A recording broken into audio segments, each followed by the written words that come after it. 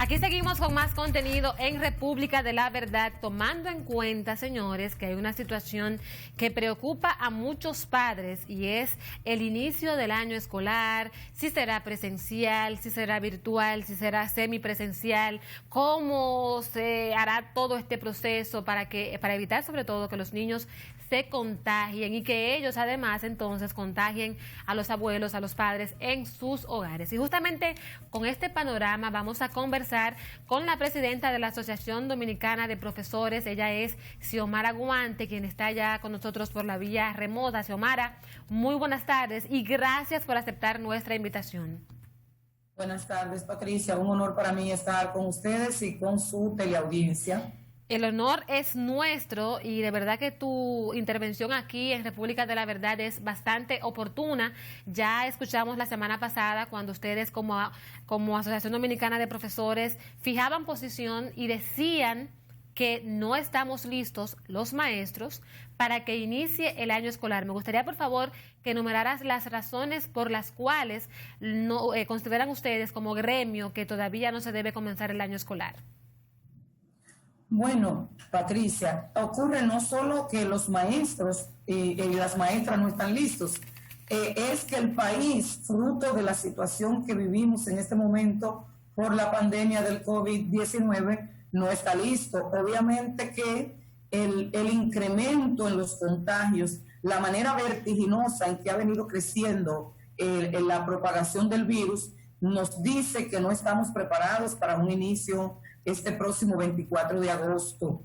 Y no solamente eso, sino que si hubiese mediado en estos 2 meses y días que hace que concluyó el pasado año escolar, nos hubiésemos abocado a un proceso de preparación del sistema educativo para poder iniciar de alguna manera y adoptar mecanismos de la docencia a distancia con sus distintas modalidades, entonces pudiéramos estar hablando no de agosto, porque de ninguna manera pudiéramos estar hablando del mes de agosto, pero bueno, pudiéramos tener cerca una fecha. Sin embargo, el incremento del avance del virus en el país, como la situación de que no tenemos un sistema preparado para adoptar la educación a distancia, hace que entonces nosotros hagamos el planteamiento que hemos hecho de proponer que la apertura para agosto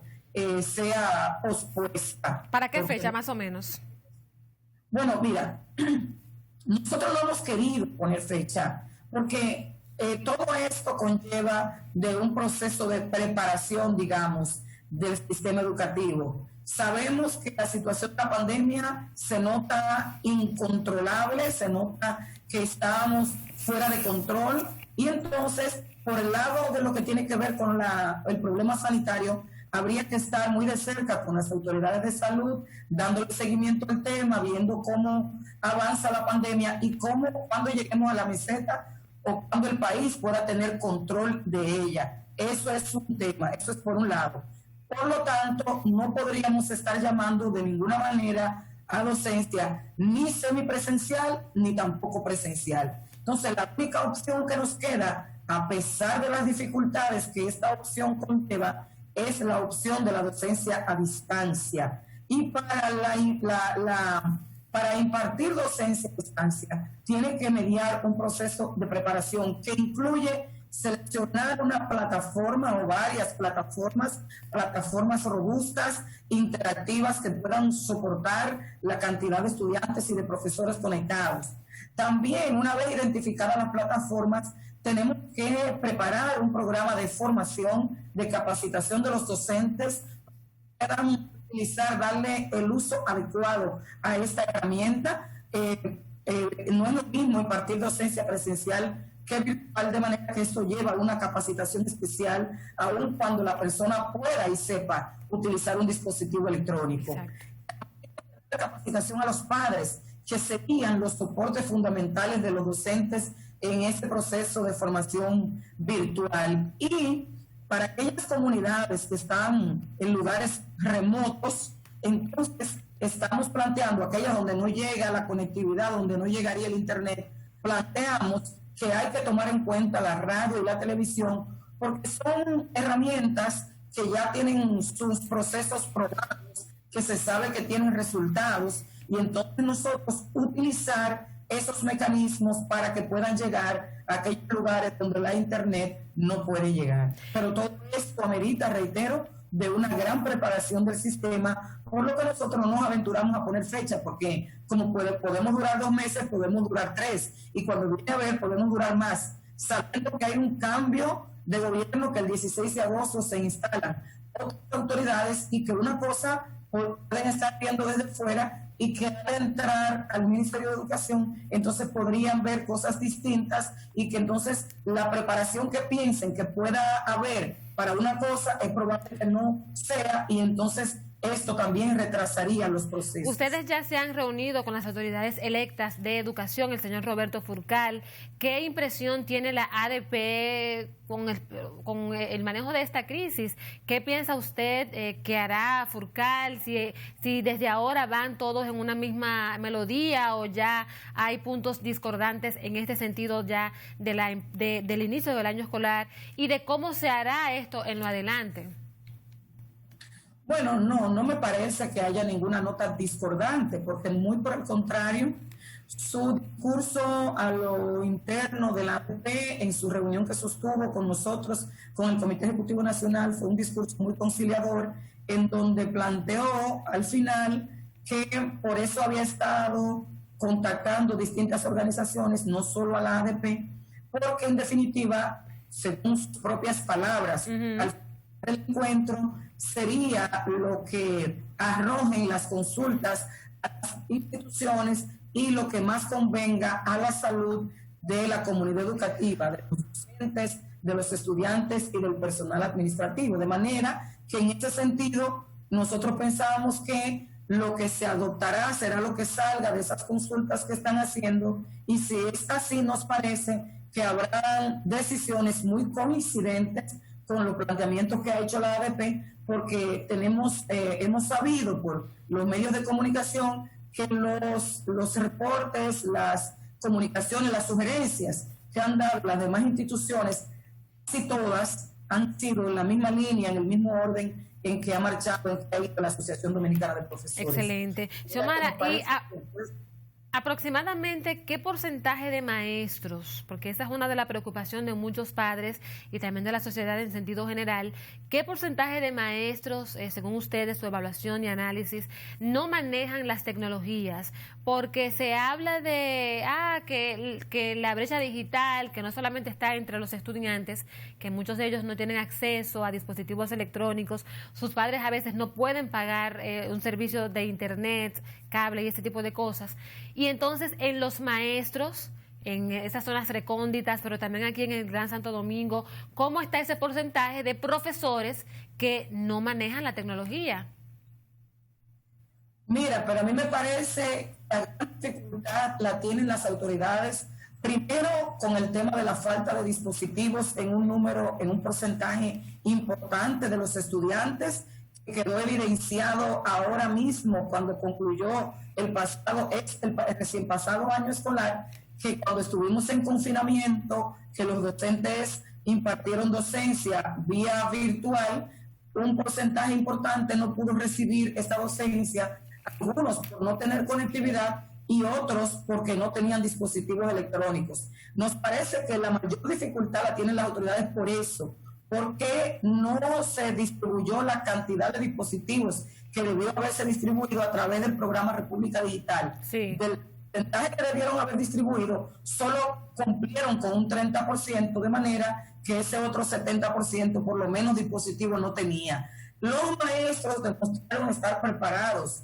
en este proceso. Cuando nosotros hablamos de capacitación, no estamos hablando de enseñarle a usar un dispositivo, ni siquiera una plataforma virtual. Lo que estamos hablando es de propiciar ese encuentro con esa metodología, con esa modalidad de docencia, para que se pueda, digamos, que optimizar el tiempo por lo de la diferencia en una hora de clase normal a una hora de clase virtual, que nunca puede ser lo mismo. Entonces, digamos que planteamos esa capacitación por ese tema, pero los maestros demostraron todos están preparados para impartir docencia de manera virtual. Lo hicieron en el mes de marzo, abril, mayo, impartieron docencia y este proceso nos parece que fue primero aplaudible y luego exitoso porque ellos pudieron tener resultados que, si bien es cierto que las autoridades decidieron que no fueran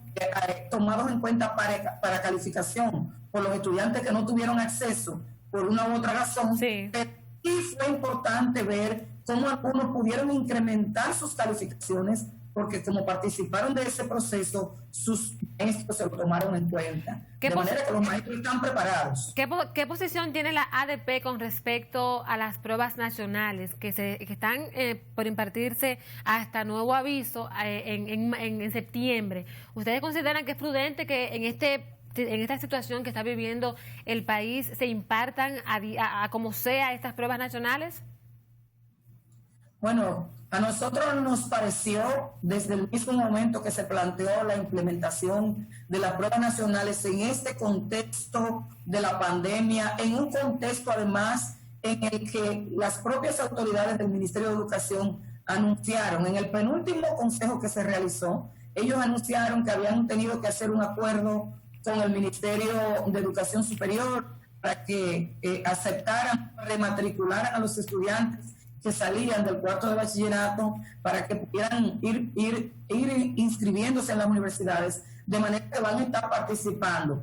También ustedes saben que al finalizar el pasado año escolar, con el 70% de los contenidos, los estudiantes todos promovieron. Entonces, si ya el estudiante sabe que está promovido, si hay un acuerdo porque está matriculado en las universidades, ya. O sea, carece de todo sentido entonces hablar de implementar unas pruebas nacionales que en este momento, ¿para qué servirían? Sobre todo porque las pruebas nacionales son, digamos, que un diagnóstico de usted ver cómo salen los estudiantes de bachillerato.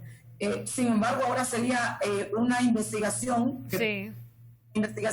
sesgada por toda la situación que vivimos el año escolar pasado, pero además sabiendo que las autoridades nunca han hecho nada con los resultados de esas pruebas. Ni siquiera tú conoces qué programas se ponen en marcha con el resultado de las pruebas nacionales, con las debilidades que arrojan. Sí. De manera que es un sinsentido aplicar pruebas nacionales ahora porque no hay una motivación en los estudiantes están matriculados en las universidades. Como las pruebas se vayan a impartir, ellos de alguna manera, sea virtual o sea presencial, estarán ya tomando clases en las universidades. A propósito de que mencionas universidades, hay quejas en este nivel, en ese nivel ya, ¿verdad?, universitario, de que muchos estudiantes procedentes, obvio, algunos de escuelas públicas, otros de colegios, pero los que vienen de la media, que dicen que vienen con muchas lagunas, que parece que el proceso de enseñanza-aprendizaje, o por lo menos de aprendizaje, no se completó porque tienen muchas faltas ortográficas, no saben operaciones sencillas de matemática, o sea, como que pasaron por la escuela, pero como que la escuela, no sé, tú sabes cómo es que dice el dicho, pasó pero no pasó, como que no aprendió nada. Yo quisiera saber realmente qué es lo que está pasando con muchos de esos estudiantes que a veces incluso se gradúan de la universidad porque ya a veces hay que salir de ellos, dicen algunos maestros, pero el problema, dicen ellos, que radica en la básica y en la media, porque llegan así con todas esas lagunas y deficiencias a las universidades y se supone que entonces el problema, usted me dirá si es así o no es así, está entonces en ese punto de la educación primaria y secundaria.